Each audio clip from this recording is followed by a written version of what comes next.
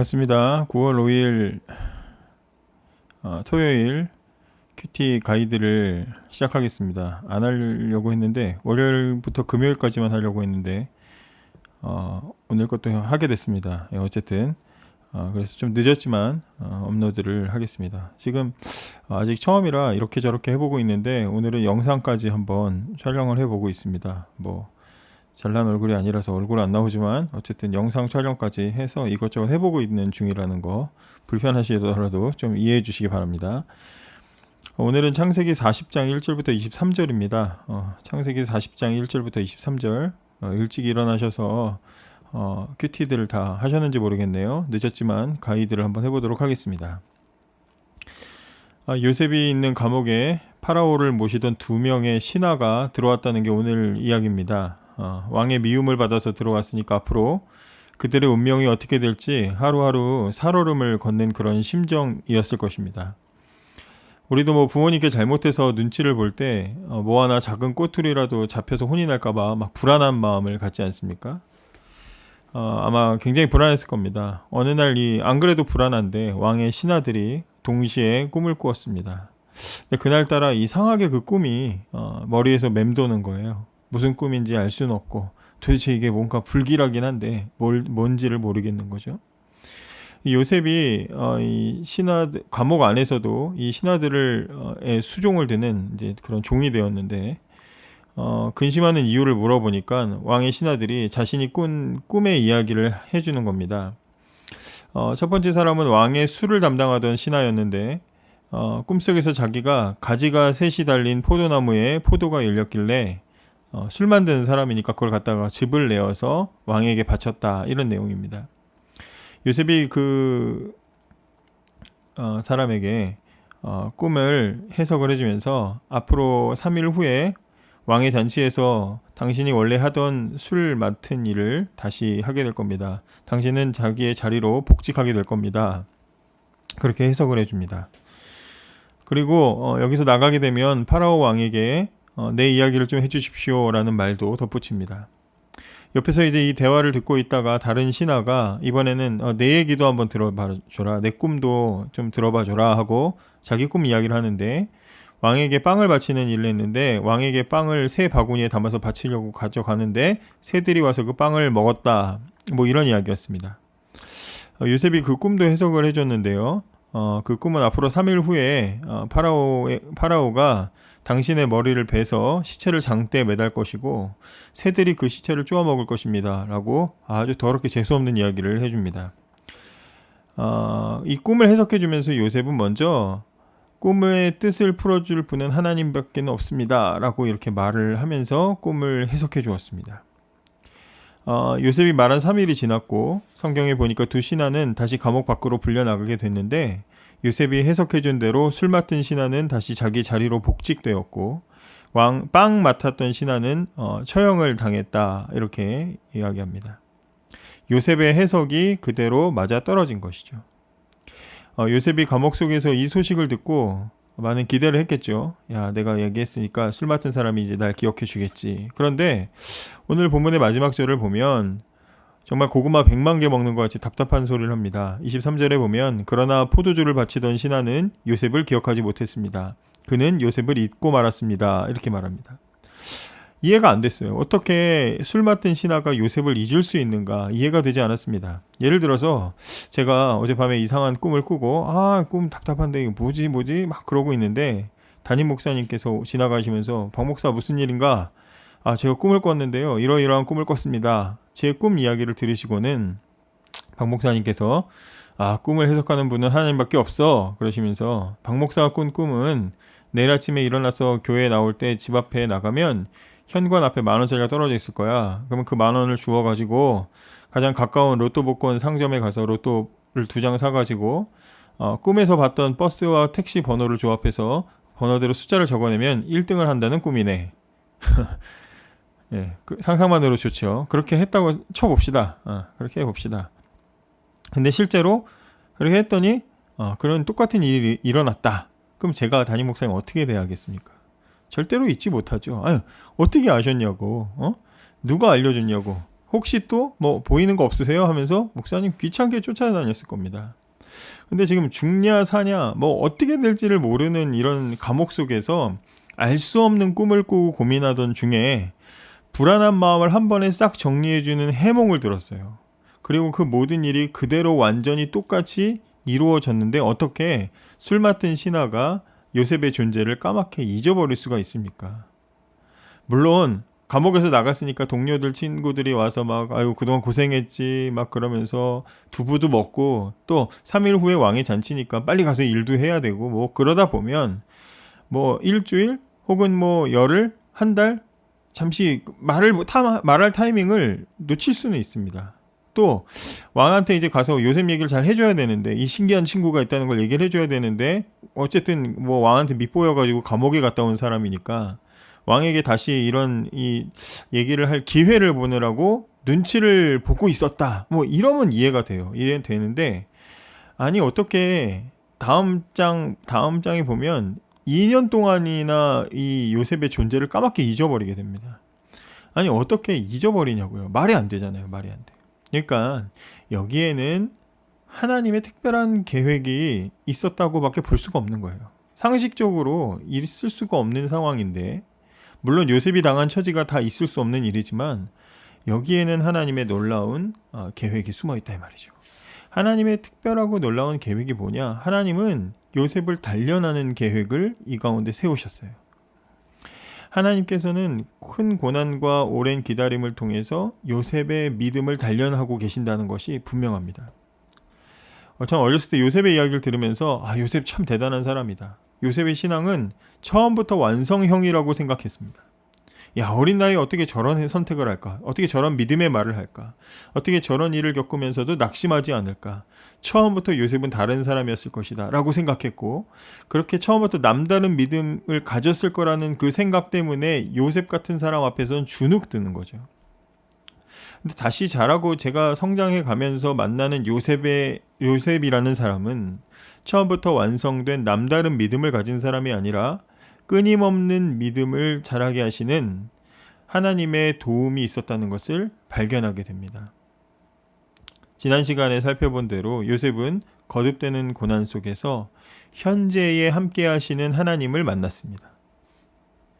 요셉이 아버지 집에 있든지 형들에 의해서 구덩이에 던져졌을 때든지 보디발의 집에 있을 때든지 하나님은 이 순간, 지금 이 순간 바로 이 자리 요셉의 현재에 실시간으로 함께하고 계셨죠. 이것을 깨닫고 확신할 때까지는 요셉에게도 많은 어려움들이 있었습니다. 그러나 요셉이 이 사실을 확신한 뒤로는 그의 매 순간 승리와 형통의 삶을 살았다는 것을 우리가 지난 본문을 통해서 보았죠. 하나님은 이제 감옥에 있는 요셉에게 그의 앞길까지도 인도해내시는 하나님을 깨닫게 하시는 겁니다. 어떻게 보면 꿈이라는 것은 붙잡을 수 없는 불확실한 것이죠. 요셉이 형들에게 꿈 이야기를 했을 때 그 얘기를 듣고 형들이 요셉의 꿈이 진짜야. 거기에 대해서 본인들도 확신을 하고 있었다면 요셉을 미워한다든지 아니면 요셉 너 꿈대로 되나 보자 하고 방해하는 행동을 절대로 안 했겠죠. 우습게 생각을 한 겁니다. 불확실하고 있을 수도 없는 이야기라고만 생각을 한 거죠. 그러나 이 요셉이라는 사람에게 있어서 꿈이라는 것은 하나님이 보여주시는 인생 예고편 같은 것이었습니다. 기다리던 영화가 있어요. 그 영화의 예고편을 본다고 하면 여러분들이 영화의 예고편을 보고 나서 어떤 생각을 갖게 됩니까? 빨리 보고 싶다라고 생각을 하죠. 말도 안 돼. 저런 일은 없을 거야. 저런 영화는 없을 거야. 이렇게 하는 바보 없잖아요.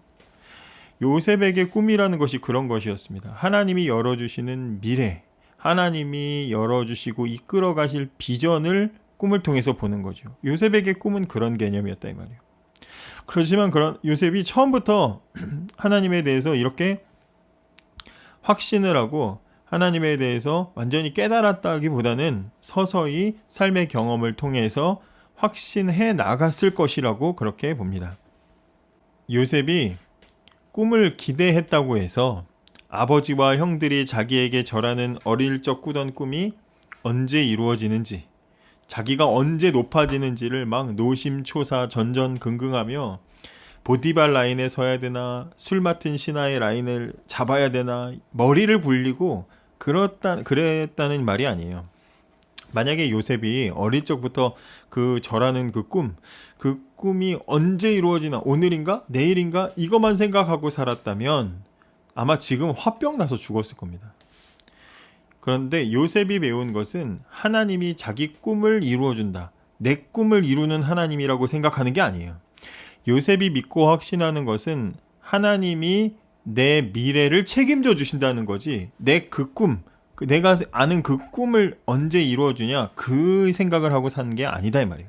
언제 어떻게 이건 묻지도 따지지도 않는 겁니다. 그냥 믿는 거예요. 기대하는 거예요. 하나님이 내 미래야. 하나님이 내 미래를 잡고 계셔. 하나님이 내 미래를 이끌어 가실 거야. 그럼 거기서 그냥 끝이에요. 안심하는 거예요. 왜? 오늘의 하나님에 대해서도 알고 있기 때문이죠. 하나님이 하시는데 당연히 가장 적절할 때 가장 아름답게 하시겠지 하고 기대만 하는 겁니다. 그렇기 때문에 요셉의 인생에는 불안, 초조, 근심, 걱정이 없는 거예요. 반면에 두 신하들은 이상한 꿈을 꾸고 한 치 앞도 볼 수 없어서 불안해하는 겁니다. 술 맡은 신하에게 요셉이 그럴 때 하는 말을 보십시오. 요셉이 그들에게 말했습니다. 꿈의 뜻을 풀어줄 분은 하나님 이외에는 없습니다. 저에게 그 꿈 이야기를 해주십시오. 이렇게 말하죠. 다른 성경 번역을 봐도 다 그래요. 해몽은 하나님이 하시는 거 아닙니까? 새 번역. 해석은 하나님께 있지 않습니까? 바른 성경. 영어 성경도 직역을 해서 보면 해석은 하나님께 속한 거다 이렇게 얘기해요. 똑같은 얘기를 다 하고 있습니다. 해석이 하나님께 속했다? 이 얘기 뭐예요? 하나님만 아십니다. 뭐 하려고 하지 마십시오. 하나님만 아십니다. 이렇게 말하는 것이요. 공포 영화 보면요, 정전이 된 컴컴한 방에 주인공이 들어가요. 그러면 막 긴장감이 흐르고 음악도 막 장난 아니고요. 이 방에 뭐가 언제 어떻게 튀어나올지 모르기 때문에 공포심이 막 자극이 되죠. 근데 그냥 공포 영화 말고요, 내 방에 들어갔는데 불이 안 켜져요. 불이 안 켜져. 정전됐어. 그러면 막 공포 영화처럼 막 갑자기 공포심이 느껴지나요? 뭐가 어디서 어떻게 튀어나오는지 두렵습니까? 아니죠.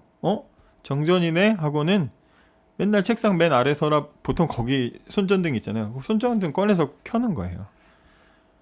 다른 사람들은요, 꿈이 무서워서가 아니라 컴컴한 남의 방에 있는 것처럼 아무것도 보이지 않는 길을 나 혼자 가야 된다라고 생각하기 때문에 두려워하고 불안해합니다. 근데 신자는요, 똑같이 눈에 보이지 않아요. 신자라고 해서 성경을 펼쳤다고 해서 내일 뭐가 된다, 올해는 뭐가 된다 안 나옵니다. 그러나 이해되지 않고 보이지 않아도 정확하게 아시고 인도하실 하나님을 믿기 때문에 염려를 안 하는 거죠. 요셉은 하나님이 알려주신 대로 두 신하의 꿈이 이루어지는 것을 보았습니다.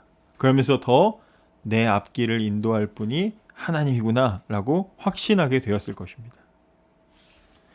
본문을 묵상하면서 중간에 요셉이 술 맡은 신하에게 이제 밖에 나가게 되면 나를 꺼내 주십시오 부탁하는 장면이 있습니다. 이 부분 때문에 처음에는 마치 요셉이 매일매일 형들과 보디발을 원망하면서 살았나? 이런 그 생각을 하면서 말씀을 다시 보았는데요.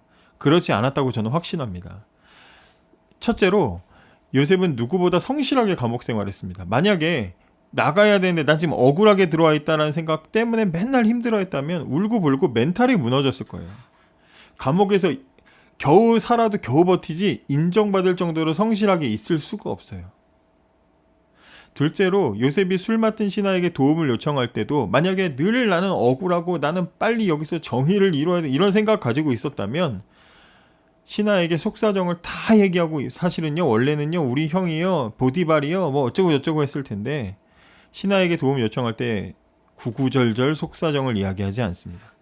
저는 여기 있으면 안 되는 사람인데 여기 있습니다 정도 얘기하지 무슨 이때 기회다 싶어가지고 형들의 억울하게 팔린 이야기부터 보디발의 아내가 원래 좀 바람기가 많아서 그렇고 그렇게 아내가 또 그렇게 된 건 보디발이 워낙에 또 집안의 일을 잘 안 하고 시시콜콜한 얘기 꺼내지 않았다 이 말이죠. 요셉은 자기가 당한 억울한 상황에 비해서 너무 담백하게 간단하게 자기 얘기를 해요. 15절에 뭐라고 합니까? 저는 히브리 사람들의 땅에서 강제로 이곳에 끌려왔습니다. 그리고 저는 이 감옥에 갇힐 만한 일을 한 적이 없습니다. 이렇게 어떻게 말해요? 이렇게 생각할 상황이 아닌데 요셉은 절대로 자기가 살려고 남을 비방하지 않습니다. 왜 그랬을까요? 그 가슴에 복수심이 막 불타고 있었다면 이럴 수 있겠습니까? 머릿속에 억울함으로 가득 차 있었다면 이럴 수 있겠습니까? 그게 아니었다 이 말이죠. 요셉이 이런 말을 한 이유는 나는 억울하니 빨리 나가게 해주십시오. 제발 제발 그게 아니라 그만큼 나는 당신이 여기서 나갈 것을 확신한다. 그런 의미로 말한 것이죠. 요셉은 이미 자기가 어디에 있든지 하나님이 인도하실 줄을 확신하고 있었습니다. 만일 이 감옥에서 요셉이 나가게 되더라도 그건 저 사람이 말 잘해줘서 나가는 게 아니라 하나님이 인도하셔서 나가는 것이라고 확실하게 알고 있는 것이죠. 그런 요셉이 되기까지 하나님은 지금 감옥에서 그를 단련시키고 계시는 겁니다. 여러분, 억울할 때마다 쏟아내고 싶지 않겠습니까? 이때다 싶어서 이건 정의구현이지 일러 바치는 게 아니야 하면서 왕의 신하에게 내가 보디발의 집안 비리 이것저것 아는데요 하면서 이야기를 까발리지 않았어요. 하나님이 만들어 가시는 동안 요셉이라는 사람은 얼마나 속상하고 억울했을지 사실 말씀을 보면서 아마 몸보다도 마음이 참 고통스러웠을 것이다 이렇게 생각을 했습니다. 그러나 그 고통스러운 과정을 거치면서 요셉은 남들과 다른 마음, 다른 인성, 다른 사람으로 성장해 가고 있습니다. 이것이 하나님께서 사람을 다루시는 그리고 완성시키시는 방법입니다. 성경을 보면 많은 믿음의 사람들이 처음부터 한순간도 쉬지 않고 하나님과 탄탄대로를 걸었던 게 아니라는 걸 알 수 있어요. 대부분 끝을 알 수 없고 길고 긴 기다림의 시간을 지나야만 했습니다. 시편에서 시인은 하나님께 언제까지 기다려야 합니까? 하나님 절 잊으신 거 아닙니까? 하고 부르짖었습니다. 근데 이 절망적인 고통 속에서 울며 하나님을 찾고 부르짖어 기도하고 가루처럼 부서지고 다시 단단해지고 또 다시 부서짐을 반복하면서 하나님이 정하신 때에 정확하게 완전하게 쓰임받는 것을 우리는 성경에서 많이 보게 되죠. 사랑하는 여러분, 위대한 믿음의 사람은 하루아침에 이루어지지 않습니다. 하나님은 한 사람을 만들어내시기 위해서 긴 시간과 많은 사람과 역사를 활용하시는데 아낌이 없으십니다. 그 사실을 이어지는 내일 본문을 통해서 확인하실 수 있을 겁니다. 기가 막힌 순간에 하나님은 그동안 갈고 닦았던 요셉을 딱 하고 등장시키실 것입니다. 하나님은 나의 현재와 함께 하시고 또 내 앞길을 아십니다. 언제 어디서든 어떻게든 그건 중요하지 않아요. 그건 하나님 몫입니다. 하지만 중요한 것은 하나님이 나를 사용하시기 위해서 충분한 시간을 또 환경을 활용하신다는 것이죠. 지금 어쩌면 어려움 속에 있을 수 있습니다. 저나 여러분이나 남들이 알지 못하지만 굉장히 힘든 시간을 보낸다고 생각할 수 있습니다. 아무것도 보이지 않고 잡히는 게 없어서 답답할 수 있어요. 특별히 요즘같이 이런 코로나 상황, 교회가 핍박받는 상황, 욕먹는 상황은 더 그렇죠. 그러나 걱정하지 마십시오. 하나님께서 앞길을 인도하시는 분이시기 때문이죠. 요셉에게 하셨던 대로 우리의 앞길도 교회의 앞길도 하나님께서 이끌어 가실 것입니다. 오늘은 기도하실 때 내 인생의 길은 하나님께 달려있다는 것을 고백하시고 하나님께서 필요하신 적재적소에 나를 알맞게 사용하실 수 있도록 하나님의 손으로 나를 단련해 달라고 기도하시기 바랍니다. 내일은 주일입니다. 비록 온라인 예배로 함께 할 수 없지만 이것도 역시 하나님께서 우리들과 한국 교회를 단련하시는 시간이라는 것을 잊지 마시기 바랍니다. 나보다 내 길을 더 잘 아시는 하나님이 계셔서 오늘도 내일도 참 좋은 하루입니다. 감사합니다.